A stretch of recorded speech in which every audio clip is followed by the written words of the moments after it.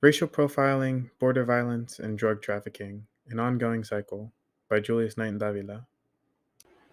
Every 4 years, the topic of immigration in the US Mexico border comes up due to presidential elections.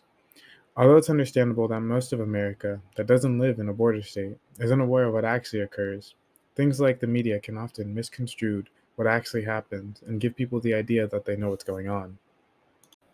The Latino community is often forgotten when it comes to the media during non-election years. When they do come into the light, it's often due to cartel activity or political figures advocating for their campaign. However, the topics they discuss are usually about drugs and immigration from Mexico, which to most of America is all they see in the Latino community because they aren't able to see them. This graphic demonstrates the Latino population in the United States, and it shows that most of the population is in the Southwest. There are also many political figures, especially in recent times, that can portray the Latino community as criminals. Mexico is the new China. Mexico is killing us. The country of Mexico is killing us. Mexican rapists are coming in, thousands of Mexicans. I use the word raped, and all of a sudden everyone goes crazy. I'm a racist. I'm not a racist. I don't have a racist bone in my body. They're bringing drugs. They're bringing crime. They're rapists. Vicious murderers. Vicious people. They're killing us. Because most of America isn't able to see what actually occurs in Latino communities, they often rely on their leaders to tell them what's going on.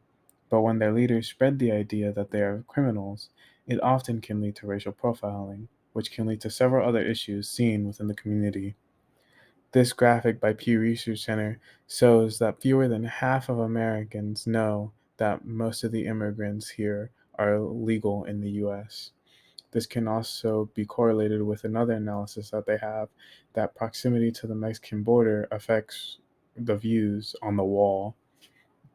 And this just shows that being close to the demographic can give you a different perspective of how the people are.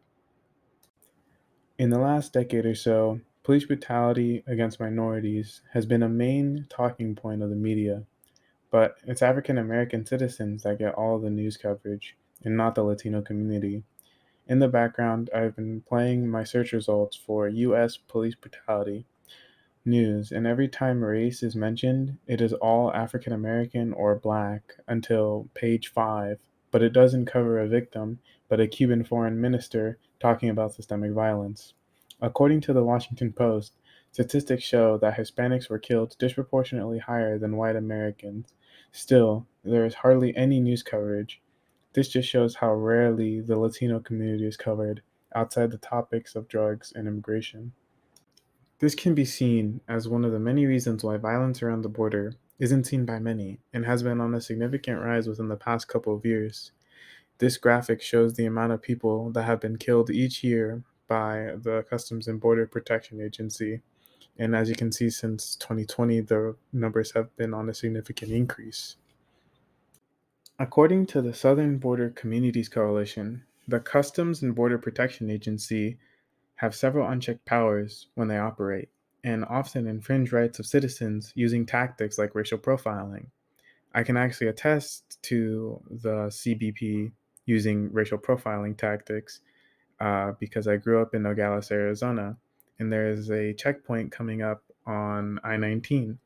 And as a child, we'd often get stopped when my grandparents were driving because they're both immigrants and they look Hispanic and don't speak English that well. In comparison to me as an adult that looks more African American than Hispanic, traveling back and forth between the two cities on my own, I have yet to be asked a single question or even stopped. Some of my cousins who are more Hispanic passing get asked to just say something so they can check their accents, which is a lot more than what I have to do. Racial profiling as a tactic shouldn't be permitted by any federal agency when it comes to determining suspicions. In fact, tactics like this that infringe human rights on immigrants to some is seen as a cause for border violence. According to the article Violence and Immigration on the Arizona Sonora Border, organizations like the CBP and ICE can cause an increase in structural violence because people that are trying to migrate due to the economic issues in Central America and Mexico need to find cheap labor and support inside the US. Because this can often be extreme on their physical and emotional well being, they look at other deadly economic activities that aren't as bad as migration. The lack of economic opportunity at the border leads to an increase in drug trafficking and deaths. The article suggests that this is increased at the Arizona Sonora border because of the increased security in the other urban areas around the border. These graphs both show the difference between the Tucson sector and other sectors around the border.